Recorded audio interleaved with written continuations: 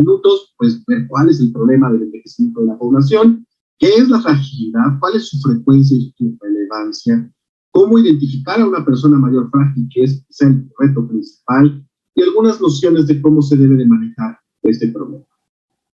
Mi primer mensaje es, como ustedes están ya sensibilizados, el número de personas mayores aumenta en el mundo y México no es la excepción. Sin embargo, este aumento en la expectativa de vida no garantiza necesariamente pues, una mejoría en las condiciones de salud de las personas, sino al contrario, el envejecer aumenta la probabilidad de desarrollar discapacidades, de desarrollar otro tipo de enfermedades y, por supuesto, de morir.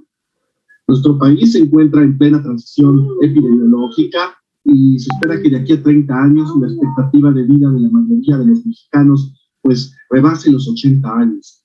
Es necesario mencionar que desde el año 2014 la proporción más importante de la población la componen ya las personas mayores y no los niños de 5 años, como sucedía hasta hace relativamente poco. En nuestro país, quien alcanza los 60 años, quien se vuelve una persona mayor, tiene el reto de poder vivir al menos 22 años más. Y aquí lo relevante es de que una proporción importante de esos años pues puede ser vivido con gran discapacidad. Y de ahí el reto de poder identificar problemas de salud en un momento correcto para poder evitar llegar a este estado que merma de manera importante la calidad de vida de las personas. Como se darán cuenta, bueno, estoy con mi hija, así que si hay alguna interrupción, pido que disculpen. También en nuestro país, un tercio de las personas mayores pues tienen al menos 2 enfermedades crónicas. Esto según los resultados de este estudio y conducido por nuestros colegas del Instituto Nacional de Salud Pública, en donde la hipertensión, la diabetes, la dislipidemia y por supuesto la obesidad, pues tienden a ser más frecuentes. Y aquí el elemento más importante es de que no solamente hay un aumento en las enfermedades crónicas, sino también la aparición de problemas exclusivamente de la vejez, que son los llamados o los determinados síndromes geriátricos. En ese trabajo ustedes pueden ver que en una estimación en México, al menos una quinta parte de personas mayores pues reúnen los llamados criterios de fragilidad y este panorama o esta frecuencia es muy similar a lo visto en países de Europa o otros países de la región. Pero ¿quién es la persona mayor frágil? ¿A quién nosotros llamamos pues frágiles en este contexto de la geriatría y de la gerontología? Quizá la primera pregunta a interesarse es por qué adentrarse en este tema tan controvertido. La primera razón es de que las personas de 80 años y más, que es el sector que suele verse más afectado por la gran relación que existe de la fragilidad con el envejecimiento, pues es el sector de la población de más rápido crecimiento. Y la fragilidad como síndrome geriátrico está asociado a múltiples problemas de salud, de los cuales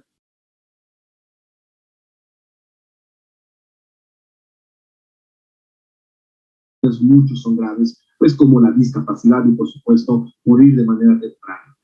Pero la fragilidad no solamente es un estado de riesgo permanente, sino también un potencial marcador pronóstico. Hemos estado confrontados a que la toma de decisiones de las personas mayores sean exclusivamente hechas con la edad y no con otros factores más objetivos, como puede ser el caso de la identificación de la fragilidad. Desde hace un instante que la fragilidad, su frecuencia se ve íntimamente relacionada al envejecimiento de las personas. Y hay una línea muy tenue para poder distinguir entre quién es una persona frágil, quién es una persona que tiene discapacidad o quién es una persona que tiene gran multimorbilidad. Lo interesante, pese a toda esta polémica, es de que este síndrome geriátrico pues, es potencialmente identificable, potencialmente prevenible y pudiera ser susceptible a tratarse, y de ahí su interés. Por lo tanto, es imperativa nuestra familiarización con el término y ver herramientas que puedan identificarlo de la manera más técnica. ¿Qué es la fragilidad y quién es la persona mayor frágil? Lo decía, bueno, es un síndrome que no tiene una definición universal, pero constituye un síndrome universalmente reconocido, distinto del envejecimiento, comorbilidad y discapacidad, que constituye, ya lo decía, un estado de riesgo y de desequilibrio, donde múltiples problemas de salud pueden existir de manera concomitante. Actualmente, o la forma más familiar con la que estamos nosotros o podemos relacionar pues, a la fragilidad, es que se aluden a problemas que son estrictamente físicos, O puede también haber una aproximación en donde se hable de una acumulación de déficits, en donde hay un conjunto de signos, síntomas,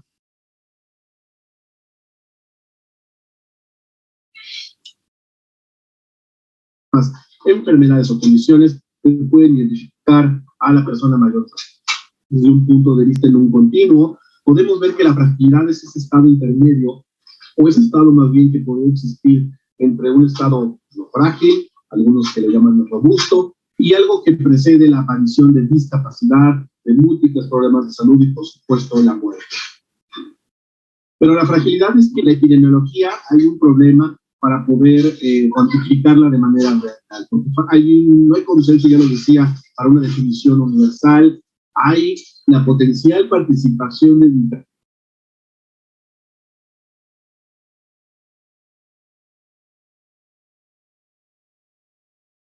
diferentes dimensiones y no solamente aspectos físicos. Los estudios epidemiológicos han utilizado una aproximación fenotípica. Algunos los han usado estos términos de forma incompleta, o peor aún, se han utilizado proxies para poder ser equivalentes en esta concepción. Sin embargo, en algún momento esta fue un abordaje apropiado debido a la falta de datos de las personas.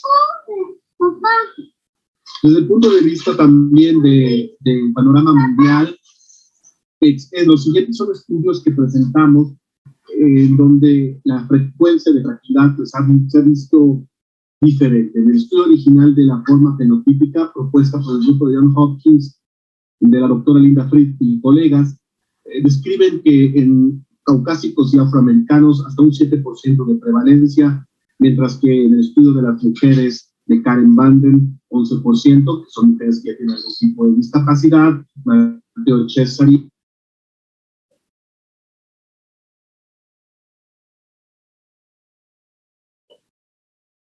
en el estudio en Chianti, en Italia, del 9%, el doctor Kenneth Rothwood en el estudio canadiense, del 16%, yo tuve la oportunidad de participar en el estudio epidemiológico en Francia, en donde la prevalencia fue del 7%, y también en Francia, pero utilizando proxies o medidas autorreportadas, Brigitte Santos reporta una prevalencia de 15%.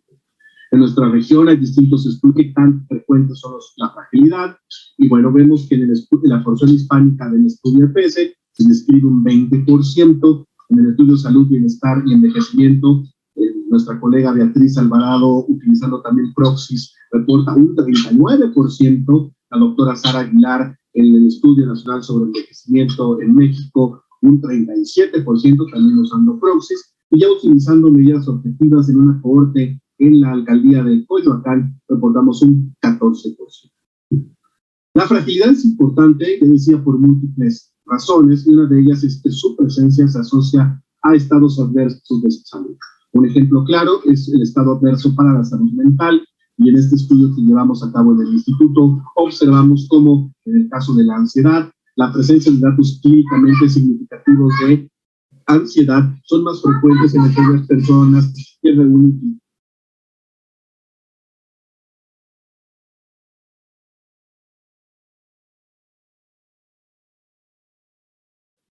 de fragilidad. En el caso de, digamos, que aquellos que reúnen criterios de fragilidad, pues tienen una caída importante en la calidad de vida física y también en la calidad de vida de salud mental, lo cual pues es muy relevante. Y también hasta para asociaciones con elementos, pues entre comillas, un poco más simples, como es un mal autorreporte de salud. En epidemiología sabemos que el autorreporte de salud tiene un elemento pronóstico muy importante, y quien se dice que le va mal, todos lo sabemos desde el punto de vista clínico, sabemos que en el largo plazo le va a ir mal. Y aquí podemos observar que quien se percibe mal, pues tiene una mayor asociación. Eso es importante, porque en la práctica, pues posiblemente podríamos invertir nuestro tiempo de evaluación en personas mayores, pues que a sí mismas se describen con que están mal, y podemos abordar y no utilizar todo este tiempo tan valioso en hacer evaluaciones completas en todos los adultos, en todas las personas mayores que nosotros. También decía que la fragilidad pues, puede tener un factor pronóstico, y esto lo podemos observar en este trabajo del doctor Kenneth Rothwood, publicado en Lancet hace ya pues, casi 30 años, o más bien 30 años, en donde él en el hospital pues dividió a las personas mayores en 4 grandes grupos, usando aspectos de la capacidad física, de función cognitiva y la continencia, y observamos que los dividió en 4 niveles, en donde los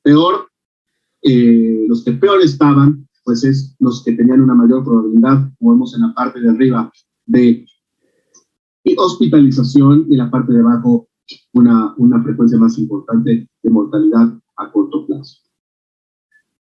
También aquellas personas que son identificadas como frágiles, en este trabajo de la doctora Fried de 2001, pues vemos que es más frecuente que desarrollen cualquier tipo de discapacidad, siendo más frecuente la discapacidad para la movilidad, seguida de las actividades instrumentadas y de las actividades básicas.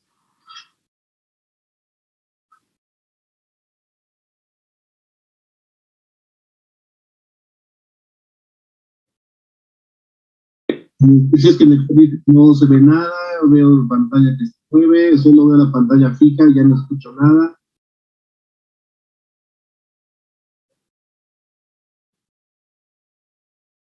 Bueno, debido a un problema en la transmisión y que muchas personas no están captando, vamos a recapitular esto un poco. Se va a cortar la transmisión y la retomaremos en unos minutos. Así que les pido, por favor, que tengan paciencia y los veremos en un instante más. Gracias. Parece que hay alteraciones de transmisión.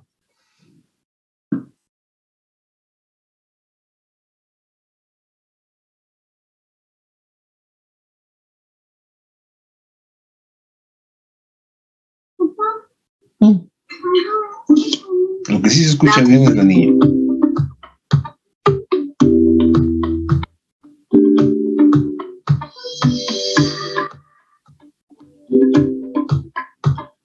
Como vieron, la fragilidad es una de las síndromes geriátricos más fuertes que existe en este andar de la geriatría. Está valorada con los criterios de Fried. También existe otra escala para poder evaluar lo que está fragilidad y que nosotros podamos identificar verdaderamente si una persona está frágil, vulnerada o está robusta. Y ya también veamos también la fase de identificación de los adultos mayores, que hasta lo podemos identificar como geriátrico, ¿no? Entonces, eso es una de las cosas más notables que podemos ver. ¿Cómo vamos a intervenir en la fragilidad? Que es la gran causa. O sea, ¿qué vamos a hacer? Por eso es que quiero que lo vean, no por otra cosa. Voy a traerme mi cafecito, muchachos. ¿Cómo están? ¿No están en un coffee break? ¿Eh? Sí, doctor. Sí, doctor.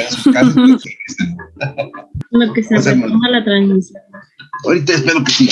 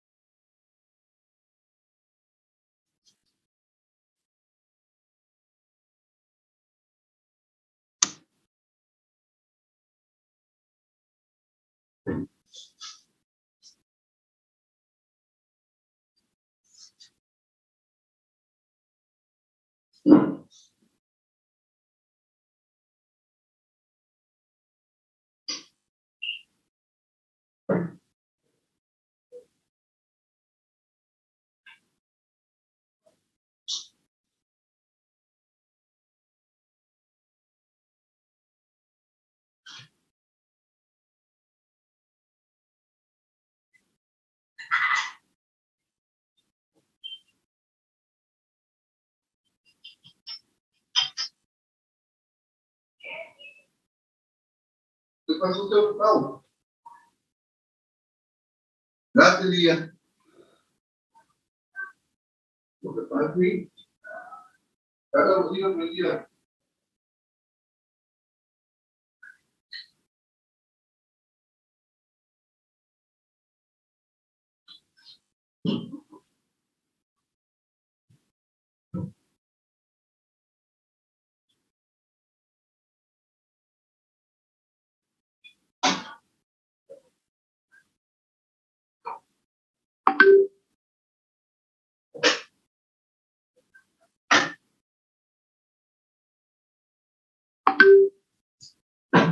Una sesión que se pausó.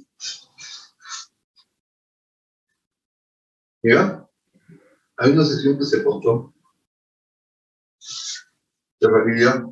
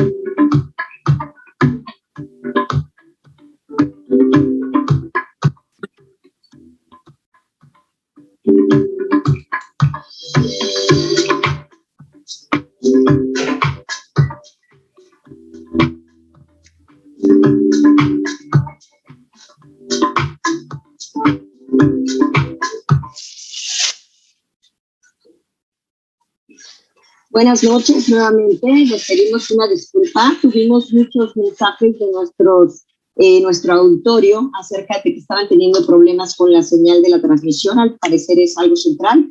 Vamos a reiniciar la sesión, de todas maneras cualquier persona que tenga algún problema con la conexión, la conferencia va a quedar grabada y subida en el sitio de Facebook para que puedan consultarla en el momento en que su internet mejore.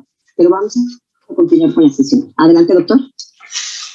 Pues gracias una vez más.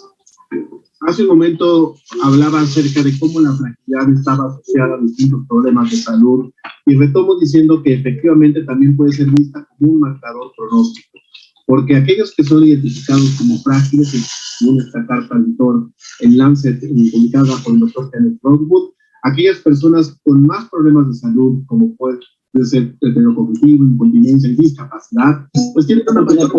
Adelante, doctor. Tienen una mayor... Gracias una vez más. Hace un momento hablaba acerca de Coneco. Listo, ya se va a usar el micrófono que tenía abierto. Tiene una mayor probabilidad de entrar a una institución o de tener una mayor probabilidad de morirse.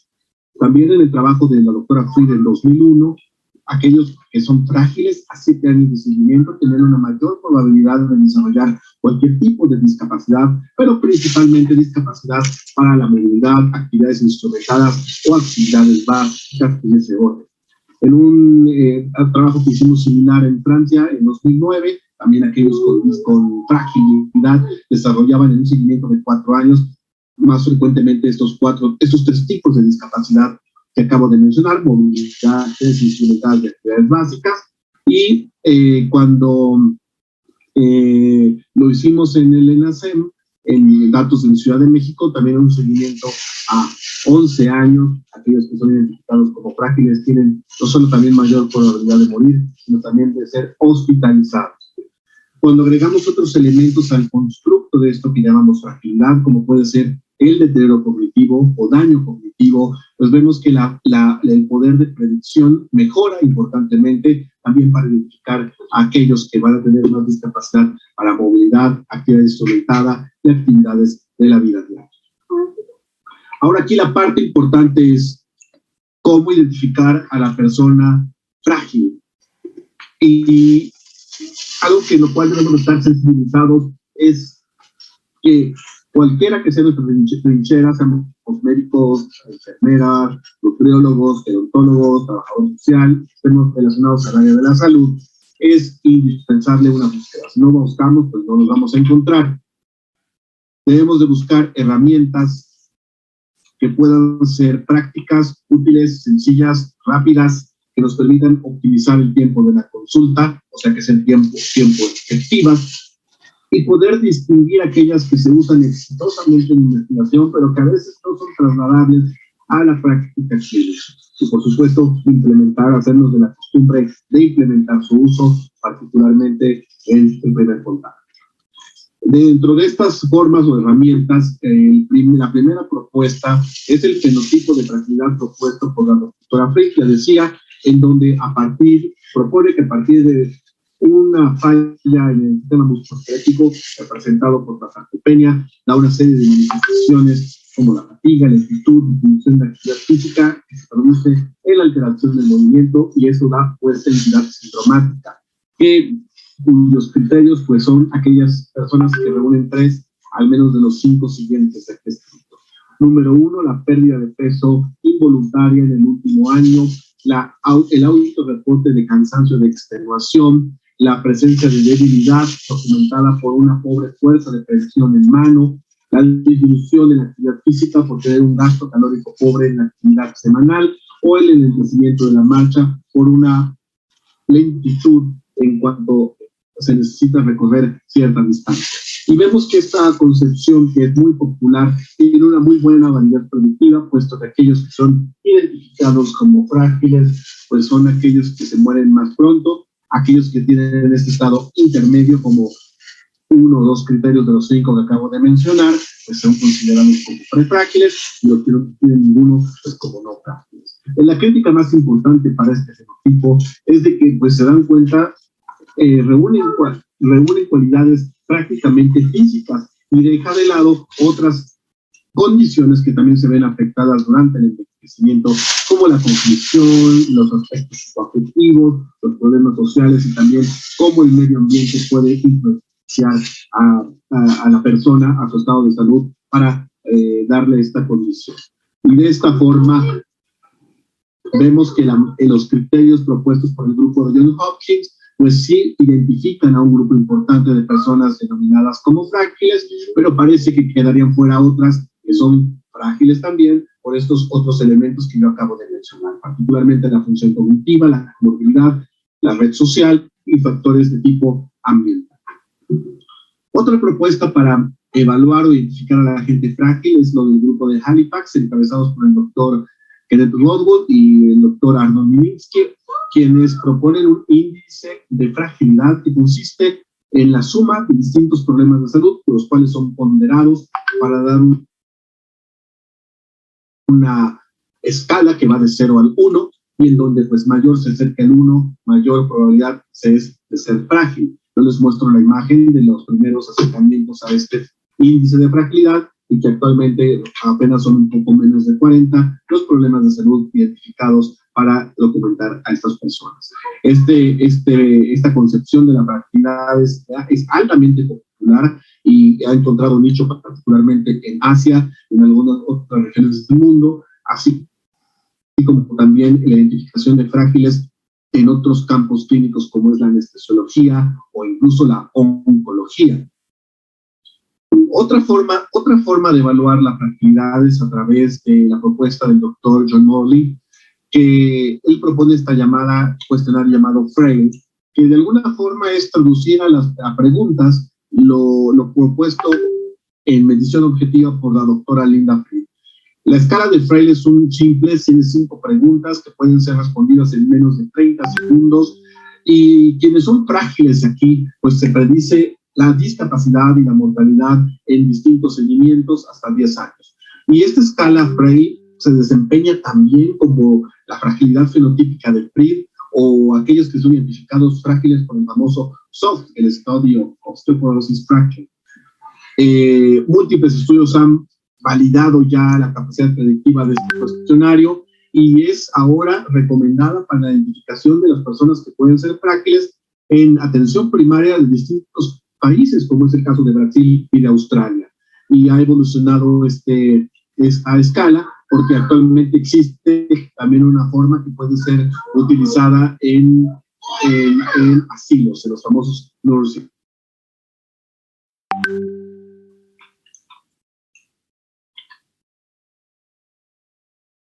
homes. Otra forma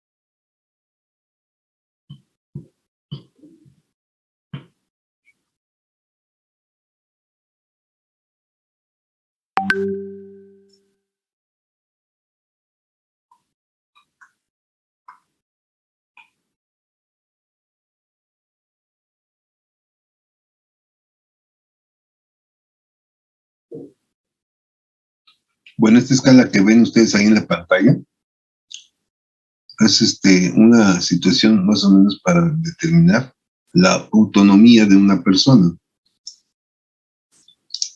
¿Te ven ustedes ahí? Sin ninguna bronca, la gente puede interactuar. Se le considera robusto aquel que corre todavía. El que más o menos no tienen enfermedades activas, síntomas, pero que han disminuido su actividad física y es considerada como una categoría 1. El ejercicio puede ser activo y ocasionalmente por temporadas, o sea que no quiere decir. Manejarse bien es aquellas personas quienes tienen problemas bien controlados, pero regularmente su rutina es solamente caminar. Los vulnerables son aquellos que no dependen de otros para ayuda diaria. Sin embargo, su limitación de actividades comúnmente se contemplan debido al uso de un bastón o de uso de un andador. Cuando son medianamente frágiles, aquella gente que evidencia y muestra que ayuda con algunos órdenes, sobre todo las actividades básicas de la vida diaria, se ven limitadas, y entonces es una de las características que se presenta en este número. El 6 es moderadamente frágil, donde ya la gente necesita de ayuda en sus actividades, sobre todo en el quehacer de la casa y demás, y para vestirse, para bañarse. Luego también siguen los que ya son completamente, severamente frágiles, dependen completamente del cuidado, y puede haber una causa o alguna alteración cognitiva. Sin embargo, la estabilización es un riesgo mayor de morirse en menos de 6 meses. Y los que son severamente frágiles, aquellos que son dependientes o, como les mencioné, como pacientes geriátricos, los cuales pueden tener o padecer en cualquier pequeño padecimiento. Los terminales aprovechan el fin de la vida con categorías de aplicación dentro de la expectativa menos de 6 meses, aquellos en otras que evidencian cualquier tipo de fragilidad. Y aquí hablan acerca de la demencia, la demencia severa, la demencia moderada y la demencia leve. Ven cuáles son las características y esta demencia va a incrementar el grado de fragilidad.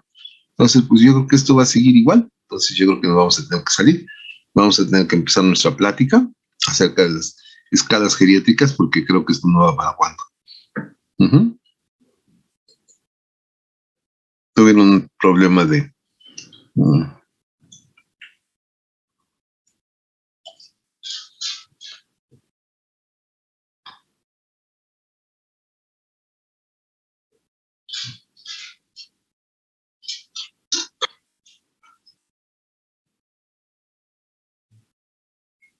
A ver, vamos a ver, dice que se cree.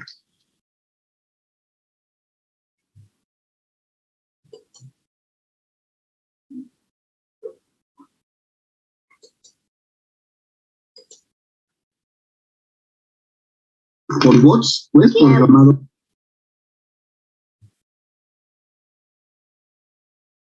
Bot brain. Este tamizaje o pruebas de tamizaje del ICOP pues, consiste en 6 áreas, como ustedes lo ven a su lado izquierdo de la pantalla, y evalúa la cognición, la movilidad, la malnutrición, el deterioro visual, auditivo, y también la retención.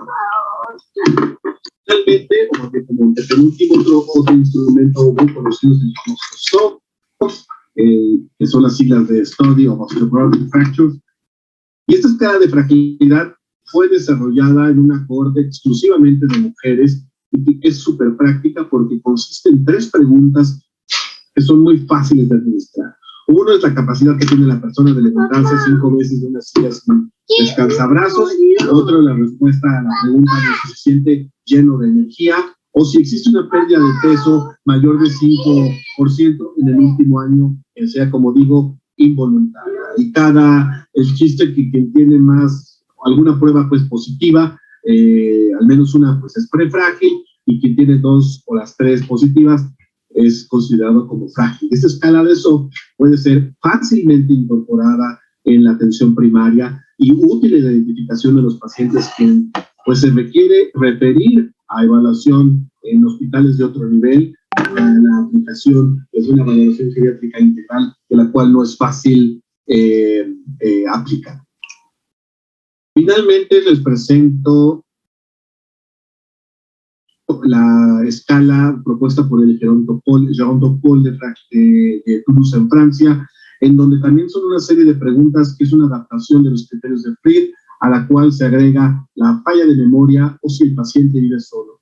Y si el paciente, la persona pues beneficiaria suele responder sí a algunas de estas preguntas, es catalogada como frágil, pero aunque la persona responda no a todas esas preguntas, si el clínico que evalúa cree que es frágil en su experiencia, eso lo califica pues para una valoración integral. En este caso, en ese país los envía, en esa ciudad particular de Francia, los enviaban a una clínica de fragilidad montada en un hospital para poder ser evaluados de manera más completa. Entonces, es importante tener un conocimiento por parte de nosotros como profesionales de la salud, de lo que es fragilidad, el utilizar la tecnología para hacer más práctico este abordaje utilizando calculadoras, buscar a partir de información cómo podemos sistematizar y que los expedientes electrónicos nos den esta información, el uso de aplicaciones y, por supuesto, todo esto es muy importante pues para la correcta interpretación, decía, de los datos para una identificación temprana, propuestas de manejo o para una referencia adecuada a tiempo antes de que las consecuencias más temidas de este problema como es la discapacidad pues estén presentes. Este trabajo que les presento es del doctor Román Romero, allá en Irlanda, que lo muestro porque él presenta en un seguimiento de 8 años en un estudio irlandés llamado TILDA, el seguimiento de cómo las distintas herramientas pueden predecir fragilidad, y vemos ahí 4 propuestas: la escala de Frail, el índice de fragilidad, el Clinical Frail Scale y el fenotipo de Fried, y se observa claramente que existe una sobreposición en cuanto a la identificación de las personas, o sea, identifican a diferentes gente, pues, cuando se usan distintos métodos. Sin embargo, los que parecen ser más consistentes y de mayor utilidad, pues es el fenotipo de Fried y la escala Frail propuesta por el doctor Morley. Entonces, aquí el punto también es de que la concepción de la fragilidad usando nociones del fenotipo es la que más se relaciona probablemente a medir el efecto del envejecimiento sobre los organismos y no el efecto de un daño acumulado por comodidad o discapacidad, como es el caso pues, del índice de fragilidad o el Clinical Frail Scale. Cuando nosotros identificamos a alguien frágil, pues, ¿qué se debe de hacer? Pues debemos de mandarlo a una evaluación geriátrica integral. No quiero abundar en esto porque no es el objetivo, pero recordemos que desde la primera mitad del siglo pasado, la doctora Marjorie Warren, primera madre de la geriatría moderna, en Inglaterra, confinada a un pabellón donde veía pues, a los que nadie quería ver, que eran las personas mayores o gente con mayor discapacidad, descubre que el ejercer actividades apropiadas o adaptadas al estado de las personas mayores podrían mejorar su sobrevida y no condenarse a muerte como pues normalmente eran desplazados a esos pabellones. Y ahora sabemos que la evaluación geriátrica integral pues incluye la evaluación de múltiples dimensiones para hacer un reflejo del estado de la salud a partir de la aplicación pues de escalas y de pruebas validadas pues que producen un inventario más real de los problemas de salud de la persona, mucho más allá de la simple edad cronológica.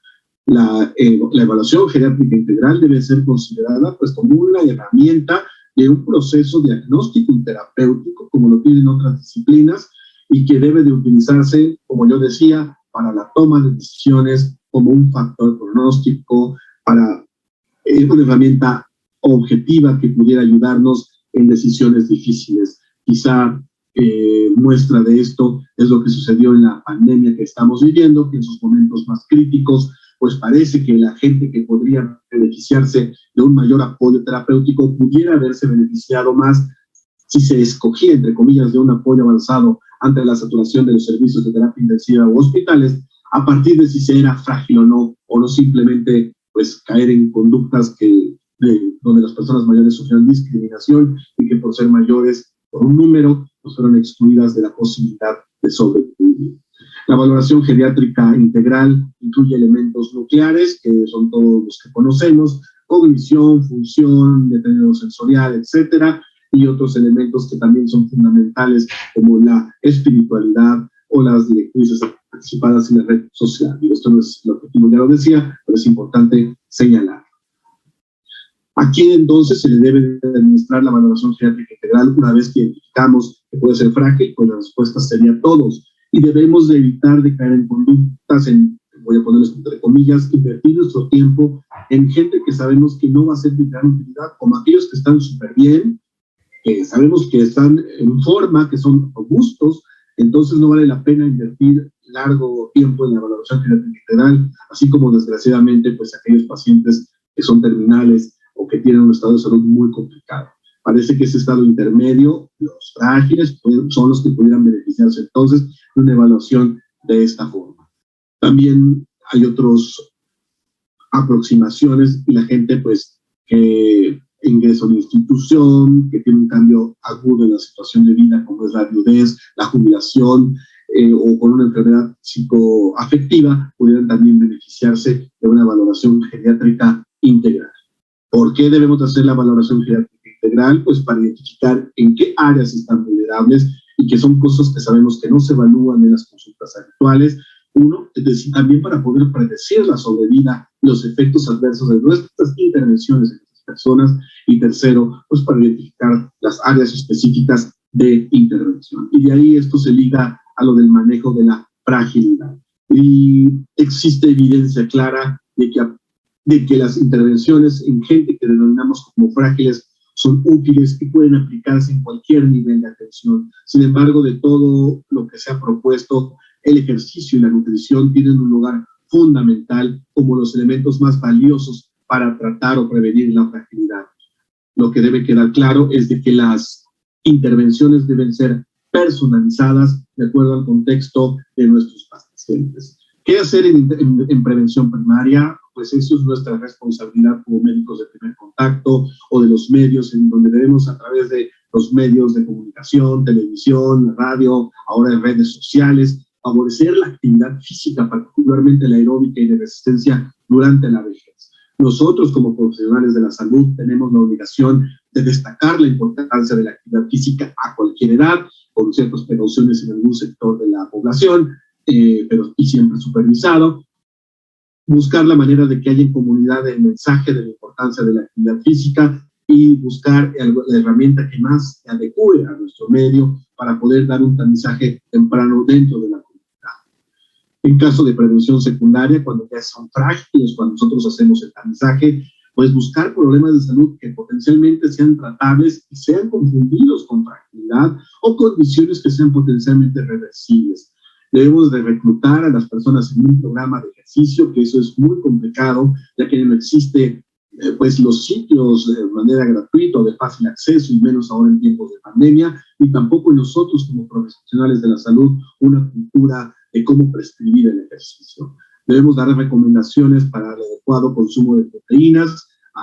Particularmente hay evidencia en el consumo elevado de leucina o de metilhidroxibutirato como elementos que pudieran mejorar esta condición, y considerar evaluar ya el desempeño físico con cosas objetivas como es la velocidad de la marcha, la fuerza de producción, para tratar de identificar ya complicaciones. Este es el caso de la prevención terciaria, donde ya tenemos que buscar discapacidad para actividades básicas instrumentadas. Es la persona que ya debería ser vista por el especialista y ser sujeto de una valoración geriátrica integral, gente que debería de estar no solo en promover actividad física, sino en una terapia física u ocupacional con modificaciones domiciliarias en el mejor de los escenarios y, por supuesto, una supervisión y provisión de un programa de ejercicios a largo plazo. La fragilidad, ya estoy casi terminando, también pudiera ser tratada desde un punto de vista sintomático, y dependiendo del área más afectada de las personas es donde debe de hacer nuestra intervención, y esto va a ser dado gracias a lo que encontremos en la herramienta de tamizaje que hayamos escogido para evaluar fragilidad. Por ejemplo, si escogemos la escala Frey, que hablo de ella porque es fácil, gratis y súper rápida. Por ejemplo, si se es positivo para fatiga, extenuación, ¿qué debemos hacer? Buscar causas secundarias que den este síntoma, ¿no? Ver que no estén deprimidos, que no tengan problemas del dormir, cada vez más relacionados a esto, así como también a los problemas cognitivos, medir niveles de ciertos elementos químicos que también podrían limitar a esta condición, y también excluir que no tengan hipotensión, ortostatismo, particularmente más que por enfermedades o complicación de enfermedades crónicas, por medicamentos, donde los medicamentos de la línea del corazón y los diuréticos tienen un lugar muy importante para estos efectos secundarios.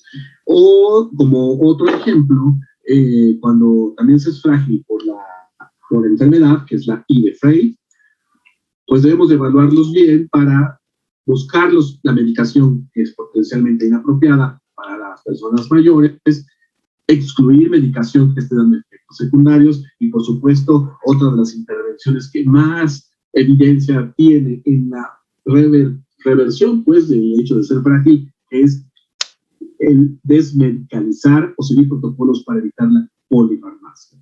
Entonces, como ustedes ven, a partir de esta multidimensionalidad de la fragilidad, que también hay muchos a favor de este elemento, pues nos podrá dar pautas de cómo tratar a las personas. Bueno, es claro, quien es frágil por perder peso no va a requerir las mismas intervenciones que quien es frágil por un contexto social inadecuado o un problema anímico también inapropiado. Como conclusión, entonces, la persona mayor frágil es susceptible a que le pasen múltiples. Y el establecer quién es frágil o no es, para hacer esto, es necesario un abordaje integral, un abordaje holístico y a tiempo para poder establecer alguna medida. Debe de haber una sensibilización de nosotros. Generalizar el uso de cualquier herramienta para poder identificar a las personas, y yo ya les he puesto las propuestas. Debe identificarse la persona en un momento justo para ser referida al especialista, particularmente el geriatra o el médico o el rehabilitación física o fisioterapeuta, etcétera, y las intervenciones personalizadas definitivamente en cualquier nivel de atención de salud son las que tendrán el mejor efecto para beneficiar a la población. Entonces, esto es lo que yo quería compartir con ustedes esta noche.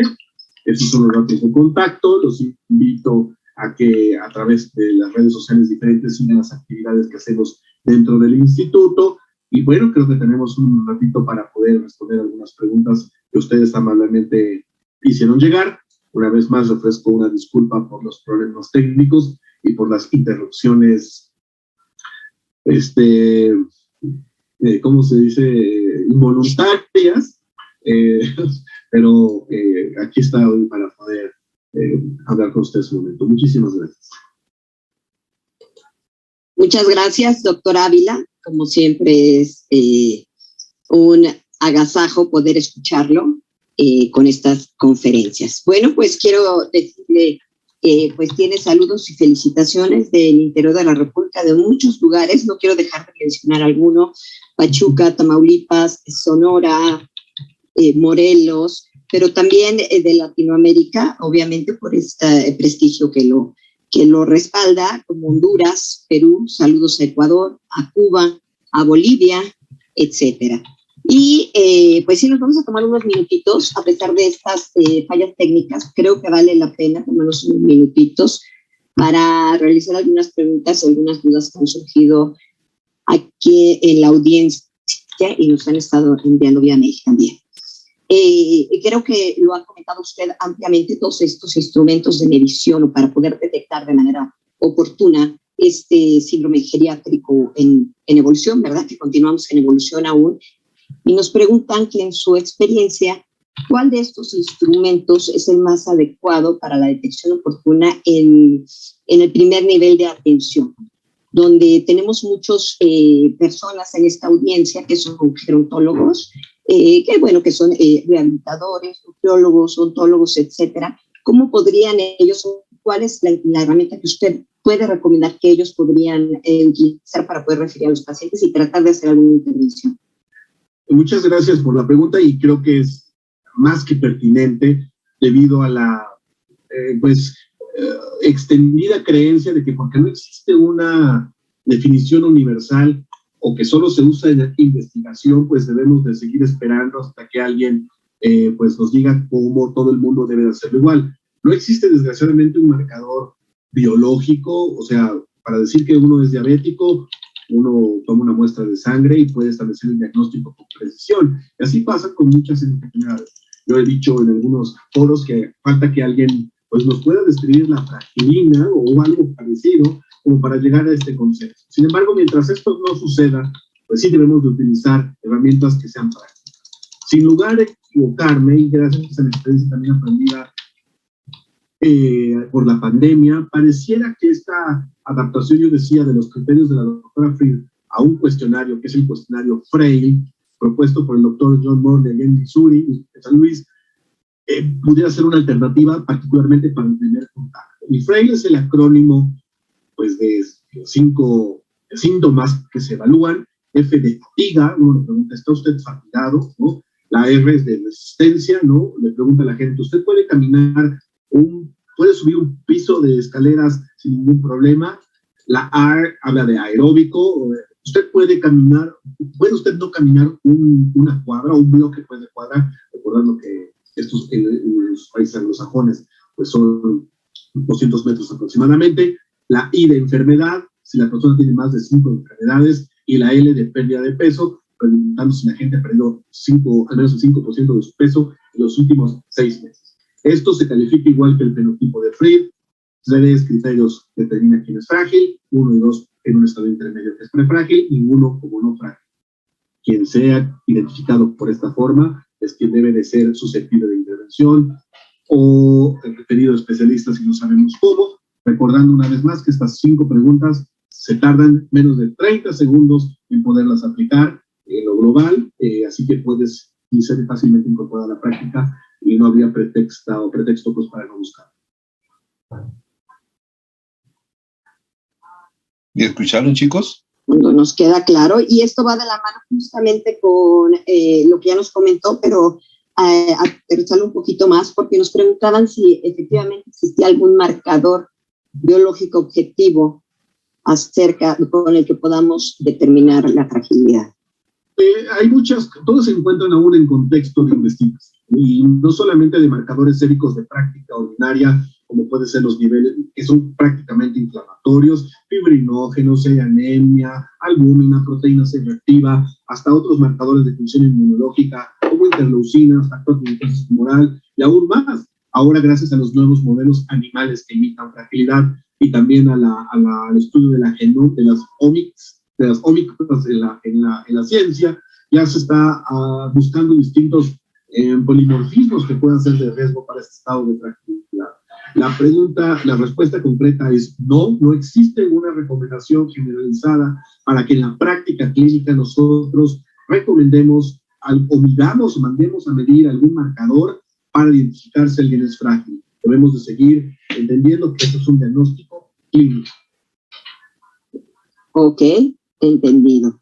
Si bien durante su charla comentaba que efectivamente pues el tener el diagnóstico, la detección de este síndrome, era una herramienta buena y oportuna para la toma de decisiones difíciles, pero nos preguntan acá, en realidad, una vez que tenemos el diagnóstico y además de servirnos como una herramienta para poder informar al paciente o a los familiares para toma de decisiones en todos los aspectos, realmente podemos ofrecer algún modo, además de lo que ya nos comentó de ejercicio, nutrición, que en México no tenemos esta cultura, bueno, en Latinoamérica, podemos ofrecer alguna reversibilidad de este estado de vulnerabilidad. ¿Y qué tanto lo han visto ustedes efectivo en la comunidad? Bien, aquí son varias preguntas. Hay múltiple evidencia, y eso se puede consultar fácilmente, de cómo fragilidad pues, es un estado dinámico. no es estático. Tampoco debemos de verlo, recuerda, usé la palabra estado y no enfermedad, porque no es una enfermedad, sino es una condición. Y las intervenciones que se hagan, insisto, por eso es el interés de seguir trabajando en esto, es de que aquellas personas que identifiquemos con esta condición, pues entonces sí son susceptibles a poder mejorar. Decía hace un momento de que otras disciplinas como la oncología, la cirugía, la anestesiología, incluso la ginecobstetricia, han trasladado o adoptado el término de fragilidad para identificar a personas en sus contextos que les va a ir mal en la cirugía cardiovascular, en la quimioterapia X o en la inducción anestésica o un proceso anestésico con algo. Y en geriatría hemos desperdiciado quizá esa oportunidad. Es mejor poder exentar a alguien, por ejemplo, de cuidados avanzados como la intubación, acceso en terapia intensiva y demás, tomando en cuenta el contexto social y de salud de la persona, identificando si es frágil o no, a decir que porque tiene 80 o 90 años no va a entrar a la terapia, y los intensivistas pues también cada vez están más sensibilizados, hablo de las personas que se encargan de ver a los enfermos en estado crítico, pues de este criterio o de esta forma de actuar. De aquí la polémica de siempre, ¿por qué apoyar, por ejemplo, a personas de 20 años que tienen leucemias o enfermedades genéticas gravísimas? ¿Y por qué desahuciar a alguien que tiene 80 años, que solo tiene neumonía, pero tiene 80 o 90 años y que sabemos que con un tratamiento antibiótico adecuado, si no era frágil, sus probabilidades de éxito serán muy altas? Entonces son varias cosas las que están aquí mezcladas. Debemos, insisto, aprenderla a utilizar para fundamentar nuestra toma de decisiones y quitar de la cabeza de que por la edad debemos de excluir a las personas de cualquier tipo de tratamiento. Ok, doctor, y creo que esta pregunta tocaba más hacerlo al inicio de esta sesión de preguntas y respuestas, pero sí me gustaría otra vez para aterrizar para nuestra audiencia, ya que a pesar de esta claridad conceptual que nos ha dado de todas las definiciones o los instrumentos de medición de fragilidad, nos preguntaba por aquí un doctor que no podemos ignorar el hecho de que el envejecimiento es un proceso de deterioro. Bueno, un proceso de deterioro, nos dice, el estado caracterizado por aumento en la vulnerabilidad. Entonces, pues generalmente esto viene al caso a lo que usted nos está comentando, Alberto, que envejecimiento no es sinónimo de fragilidad. Entonces, no todos los viejos son frágiles. ¿Este mismo concepto lo podemos aplicar a adultos jóvenes? Esa también es muy buena pregunta. Fragilidad es un término desarrollado en geriatría y, como decía, en sus inicios introdujo los conceptos o nociones de la famosa falla progresar utilizada en pediatría, actualmente en ciertos problemas metabólicos o infecciosos como es la diabetes o la gente que vive con VIH, que son una población aún predominantemente joven, pues se ha adoptado este término de fragilidad o similar a la fragilidad también para identificar a aquellos pues, que les va a ir más mal. Sin embargo, en estos problemas hay evidencia de que se vive en su organismo envejecimiento acelerado o temprano o acentuado, pues lo cual de alguna manera lo hace similar a gente mucho más mayor, solamente que no tiene estas condiciones. Y este comentario creo que también es fundamental, porque debemos de evitar caer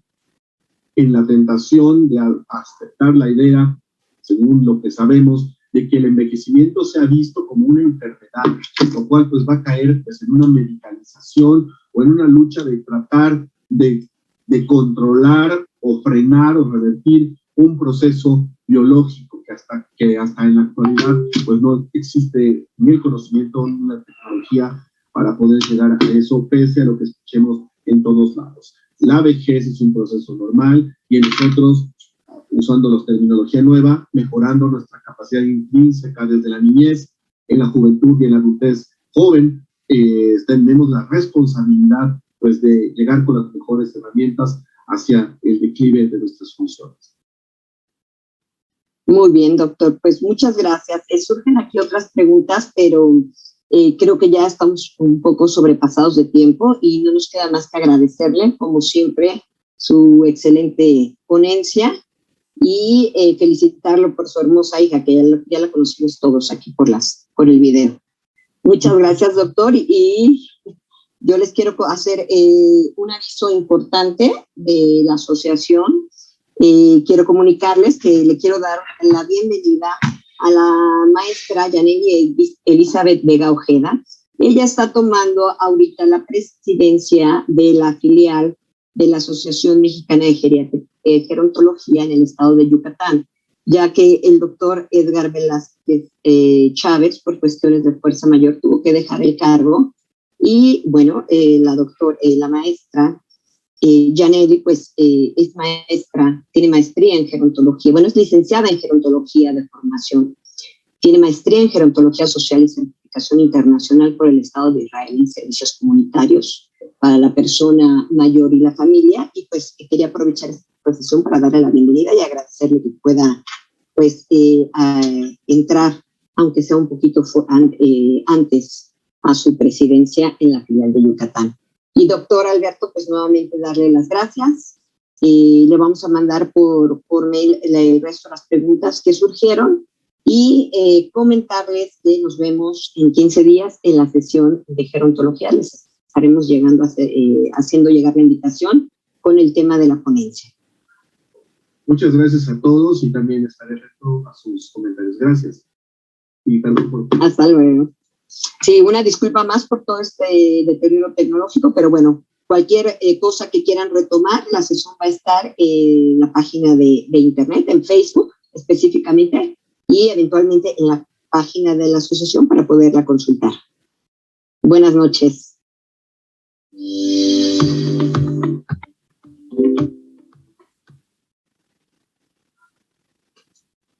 Bueno, chicos, vamos a continuar. Comenzamos. Vamos a ver de esta noche las escalas de valoración geriátrica. Ahorita hablaron acerca de una de las características importantes de lo que es la valoración geriátrica, sobre todo para identificar una persona que sea frágil o no, medianamente frágil o robusta.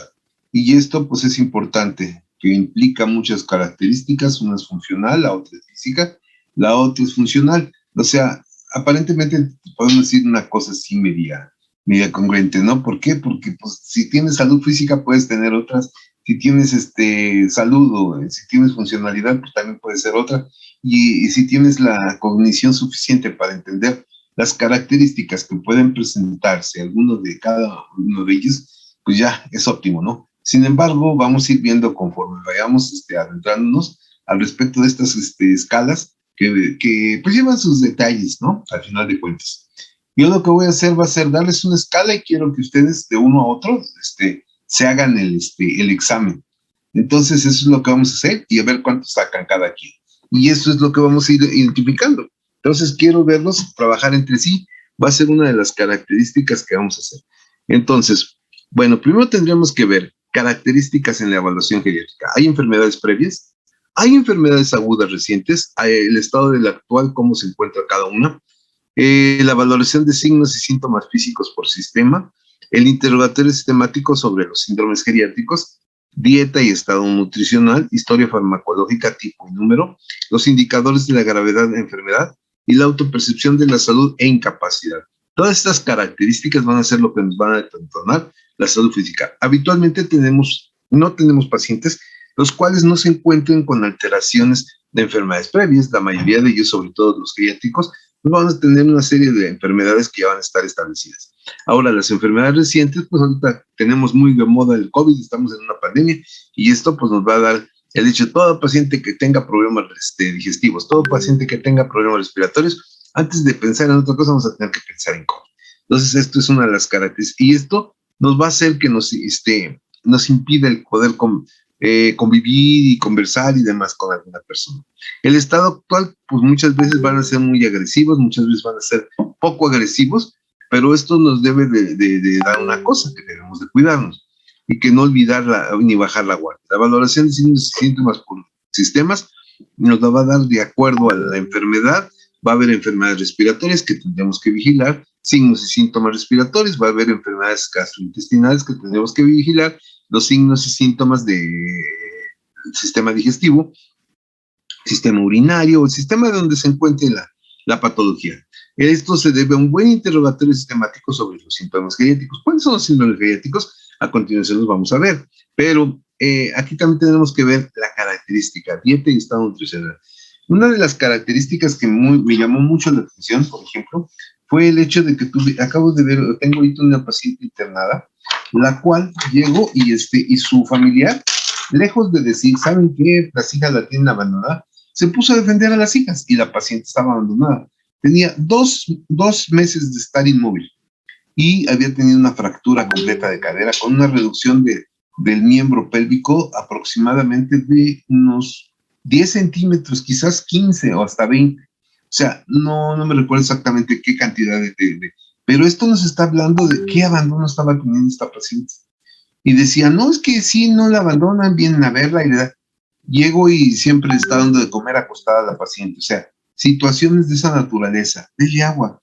Siempre la paciente pidiendo agua. O sea, son condiciones que verdaderamente podemos evaluar y que definitivamente nos va a determinar una de las situaciones. ¿Para qué? Para que nosotros podamos tener, para que no tengamos una situación que vayamos a equivocarnos. Y podemos verlo, este es uno de los principales causas. Vamos a hablar acerca del anciano maltratado y las características legales que implican esto. Si nosotros vemos una característica de esta naturaleza, tendremos que analizar perfectamente. Y si hay agresión para un adulto mayor, tendremos que denotarlo y hacer conciencia, acusarlo ante las diferentes autoridades. ¿Por qué? Porque si no lo hacemos, nosotros no estamos siendo cómplices de esta situación.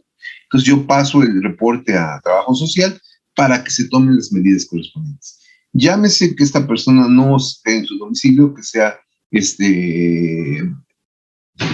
llevada posteriormente a algún otro sitio, con la finalidad de que ya no se le esté maltratando. Una persona que estuvo postrada durante 2 meses por una fractura que posiblemente se cae, deja de andar, y eso lo supimos por otra hija que no vivía aquí, que definitivamente que la hija que viene aquí me dijo otra cosa. O sea, cada quien está en su versión, y la otra hija dice que no, que siempre estaba acompañada de la señora. Es una señora que le empezaron a adjudicar que era alcohólica y demás, para que vean ustedes qué características tiene el hecho de que tengamos que analizar adecuadamente lo que es la salud física de un paciente. Y ahorita se encuentra caquética, desnutrida, con deficiencia hemática, o sea, estaba anémica. Tenemos que estarla transfundiendo. ¿Para qué? Para que esté lista mañana sea operada, para recuperarle. Le van a poner una prótesis y espero que se recupere pronto, porque no puedo hacer yo absolutamente nada. Dejarla inmóvil, prácticamente. El riesgo es alto, pero la inmovilidad es otra cosa más severa. Entonces es uno de los síndromes geriátricos, para que vayan bien. Bien, las principales formas de evaluar el estado funcional son mediante las actividades básicas. He estado hablando acerca de las actividades básicas de la vida diaria. He estado hablando acerca de las actividades instrumentales de la vida diaria. He estado hablando acerca de la movilidad y he estado usando el uso de bastones y andadores. O sea, lo acaban de ver. El hecho de cuando hicieron esa diapositiva que mostró Funes, era una de las características que estaban hablándose acerca de la dependencia. Entonces, esto nos habla, la movilidad significa independencia, autonomía. El uso de bastones y andadores significa una mediana independencia. Y esto debe de ser evaluado por medio de estas escalas. Y entonces, aquí vamos a tener que entrar. ¿Cuáles son las principales escalas que nos van a determinar las actividades básicas de la vida diaria? Pues van a ser, algo que pueda, bueno, vamos a seguir ahorita a continuación, vamos a verlas.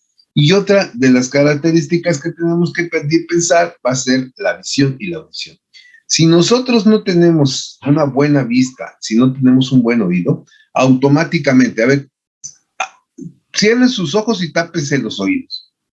Imagínense esto que suceda durante horas, horas y horas. ¿Qué pueden ustedes sentir? Háganlo nada más unos 5 minutos. No muchos 5 minutos. 1 minuto, tápense los oídos y cierren sus ojos. Háganlo. Cuento minuto.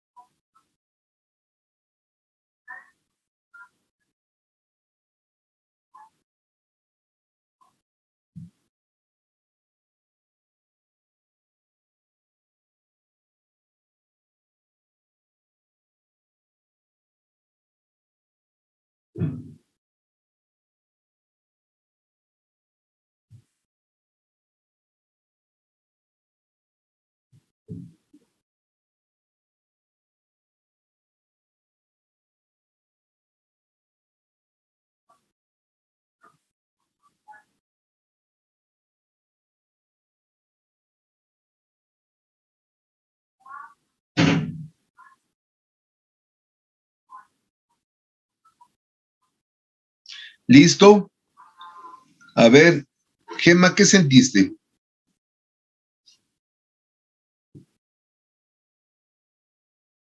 Hola. Hola. ¿Qué sentiste con eso que les dije que hicieran? No te escucho. Ay, ¿Qué sentiste? Hola.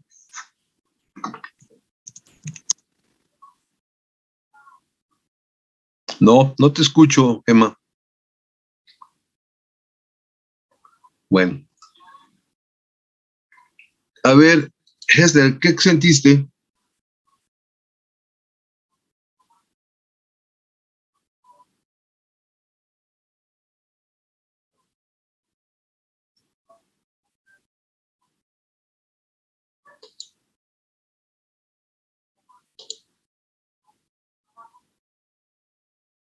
Mariel.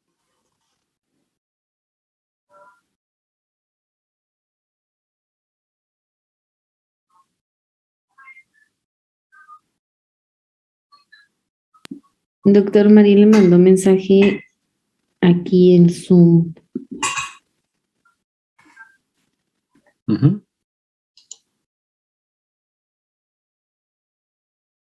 Ok, ¿qué sentiste, Mariel?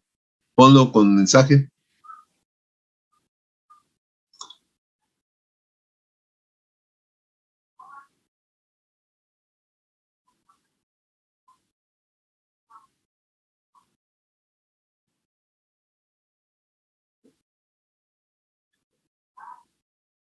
¿Qué está pasando? Doctor, pues realmente A ver, María le puso que pierde la noción de lo que realiza y que no, así es. ¿Y tú? que no sirve su micrófono. Pues yo realmente sentí como si estuviera debajo del agua. O sea, lo relacioné así porque pues sientes cierta presión y de cierta manera pues te desestabiliza, como que pues no llegas a, no sé si, como a realizar ciertas actividades, o sea, como, ¿cómo le explico? Como si inclusive perdieras hasta el equilibrio. Uh-huh. Ok. A ver, ¿alguien más? Diana, ¿qué sentiste? Lo que sintieron de acuerdo a lo que hicieron, si es que lo hicieron. creo que perdió la señal, doctor. ¿Todos? Son 21. Diana, Bueno, Diana, pero a ver, por ejemplo, que yo sentí como una limitante, como no, ujú, como una limitante sensorial, no podía pues percibir los sonidos ni ver algunas cosas del exterior. Uh-huh. Ahorita, ¿cómo se siente Gema por no poder decir lo que sintió? Tanto Mariel como Gema, que no tienen el micrófono. ¿Qué se siente?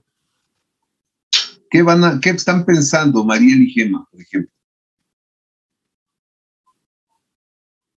¿Qué creen ustedes? No estoy preguntándole a Mariel ni a Gema, ¿eh? Les estoy preguntando a todos, ¿qué piensan ustedes que estén sintiendo ellas ahorita? A ver, Enrique. Se siente feo, doctor.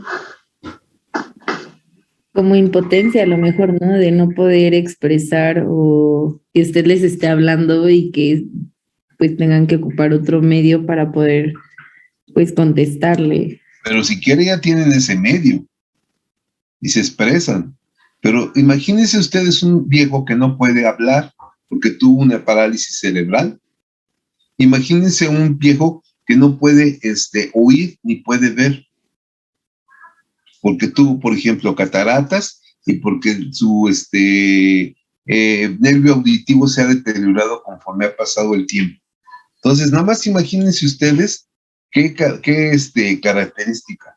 Estas situaciones son muy frecuentes en los viejos, por eso dentro de la valoración genética deben de contar, si lo que sintieron ahorita fue un minuto, ¿sí? ¿Qué puede pasar cuando esto es día, noche, mañana y tarde? Y así tuve una paciente en la tercera edad, cuando yo trabajé ahí, llegaba y estaba cerca de donde estaba mi consultorio, llegaba y le decía, buenos días, ¿cómo amanecimos? Buenos días, doctor, ¿cómo está? Bien, ¿y usted? Bien también. ¿A qué hora son? Toda la hora.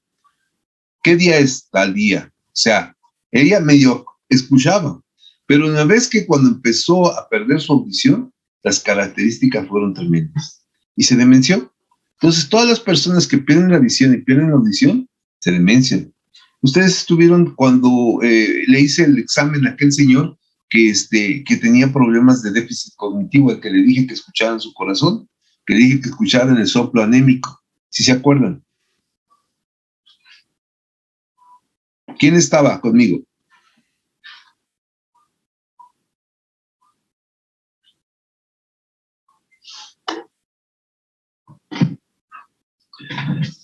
Se me hace que voy a tener que pasar lista, porque a mí se me hace que me están pinteando y nadie está. A ver, María ya dice que no está. Está Ana. Una. Estoy, doc. Aranza. Ya oí tu voz. Sí, doctor, aquí ando. Sí. Celia. Una, dos, tres. Falta. No la veo, no contesta. Dafne. Aquí estoy, doctor.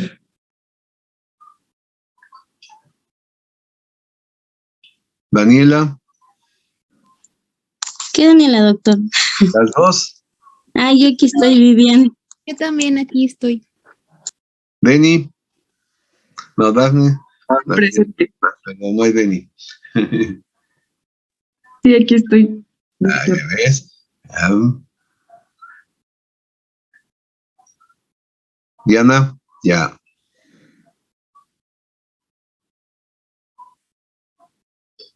Emma, ya. Ilian, Aquí estoy, doctor. Jocelyn,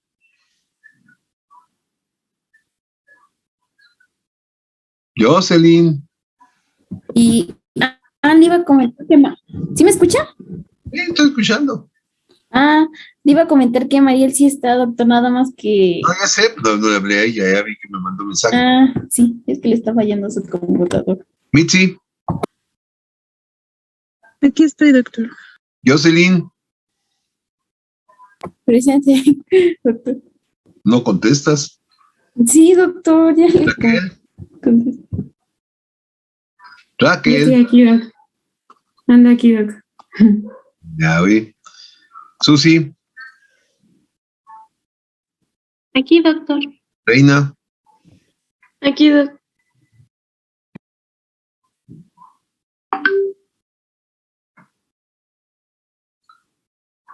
Sandra, Aquí estoy, doctor. Hailey, Presente, doctor. Vanessa, Aquí estoy, doctor. Enrique,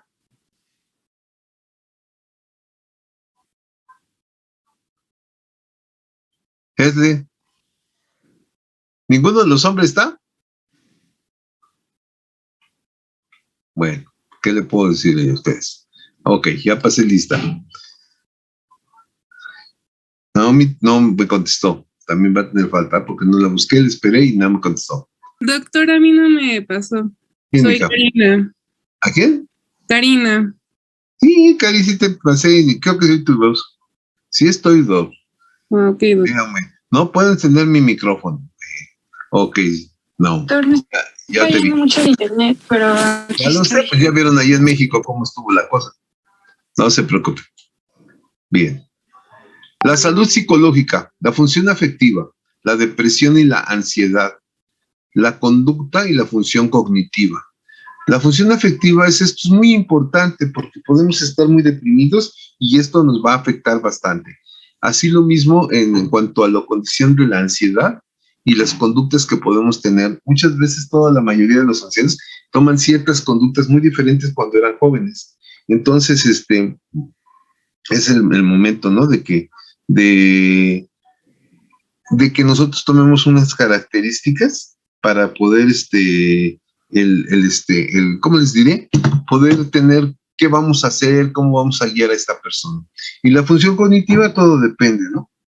Ver cómo va a estar. Ok, y también vamos a ver situación socioeconómica y ambiental, con quién vive, las relaciones sociales. Esto es importantísimo. La persona vive sola, es lo que les estaba diciendo de esta paciente que les comento, que vive, supuestamente tiene 6 hijas y de plano no se hacen una. Las relaciones sociales, y todas son hijas, a veces dicen, no, yo quiero hijas, pero pues la verdad es que no. El apoyo familiar, si no hay hijos, está la sobrina, pero si la sobrina también le está valiendo soberano cacahuate, como les digo, se broncoaspira, pues ya, ¿cómo se ve que ya nadie la quiere? Entonces esto está canijo. Amigos profesionales y distribuidores. Sus amigas supuestamente ya la dejaron, pues claro, la dejaron, ¿por qué? Porque pues ya no tiene nada que, como ya no camina, entonces son los amigos a veces que sí. Mientras tú les vas, les invitas y ahora está todo dar, pero ya después que no, pues se acabó. La necesidad de cuidado social, el colapso del cuidador. Hay veces que posiblemente se cansan, los cuidadores se cansan también, los hijos se cansan, y esto implica el abandono. Entonces también tenemos que tener la seguridad y el confort de la vivienda. Si tenemos una vivienda que no sabemos cómo va a estar, pueden imaginarse qué pasaría si no sucediera todo esto. Los ingresos económicos, también es importante ver con qué la pachocha cómo está, y las creencias religiosas. ¿Cuáles son los síntomas geriátricos más importantes? Miren, aquí estamos viendo, acabamos de escuchar acerca de la fragilidad. Entonces, esta es una de los principales síndromes que vamos a tener que ver. El deslizamiento es similar a la fragilidad y están muy enlazados los dos. Se llama deslizamiento o deterioro orgánico múltiple. La incontinencia urinaria también es otro de los síndromes que vamos a tener que ver. ¿Por qué? Porque se presenta muy frecuentemente en los adultos mayores. El hecho de que no alcances a llegar a donde vas. Las alteraciones en la termorregulación. Muchas veces no tenemos fiebre, aunque no tengamos ninguna infección. El delirio. ¿Cuántas veces no hemos hablado ahí cuando estamos pasando visita de delirio? La deprivación sensorial, que es lo que mencionábamos, la pérdida de la audición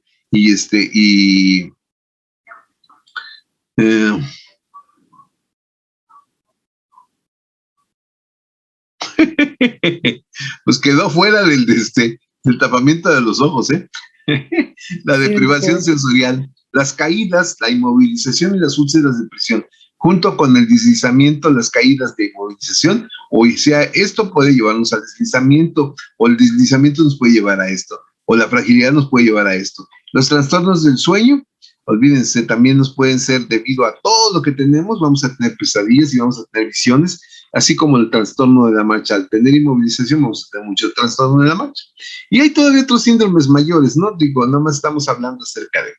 Bueno, chicos, aquí vamos a empezar en las características de lo que vamos a hacer. Aquí pueden ver ustedes esta escala que se llama el índice de Katz. ¿La ven ustedes ahí? Tenemos estas características: el lavar, el vestirse, el uso del retrete, la movilización, la continencia, la alimentación, y estos son 1, 2, 3, 4, 5 y 6. Quien tenga 6 automáticamente va a ser autónomo. O sea, vamos a contar, aquí ven ustedes, A independiente de todas sus funciones, B independiente de todas algunas de ellas, C independiente de todas, salvo el lavado y otras más, D independiente. Estas son varias modificaciones. Realmente el CATS como tal lo va a hacer de acuerdo a como nosotros queremos. Dependiente cuando se fallan las 6 funciones. Independiente de todas, salvador, o sea, este tipo de situación no nos lleva a nada. Sin embargo, si nosotros ponemos números 0, medio y 1, o sea, en vez de poner A, B, C, le vamos a poner 0, A no recibe ayuda, entra, sale solo de la bañera. Perdón, les estoy diciendo al revés. 1 no recibe ayuda de nada.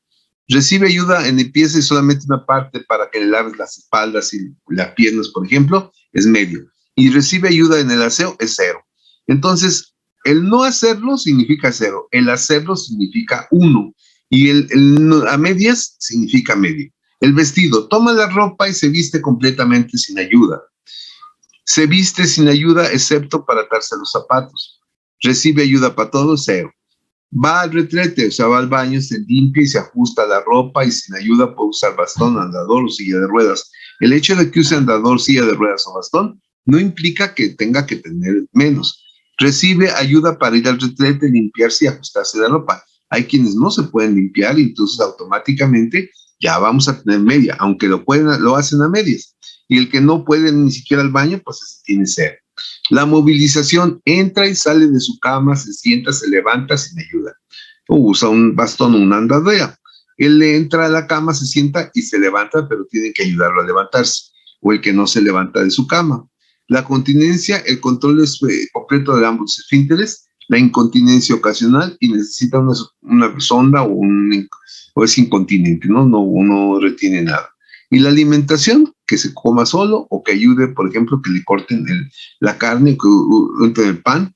Y hay muchos jóvenes que ya usan esa técnica, ¿no? Entonces está canijo. Necesita ayuda para comer o es alimentado parcial o completamente usando sondas y fluidos intravenosos. Entonces, estas características son importantes.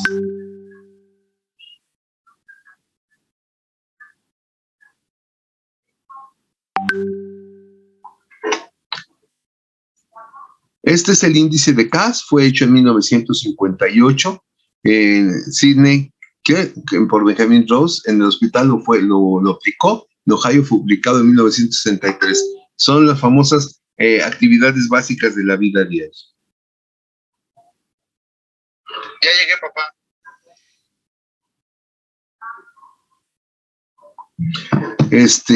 Bueno, vamos a ver. Ahora tenemos otra escala para las actividades básicas de la vida diaria. Esta es la escala de Bartlett.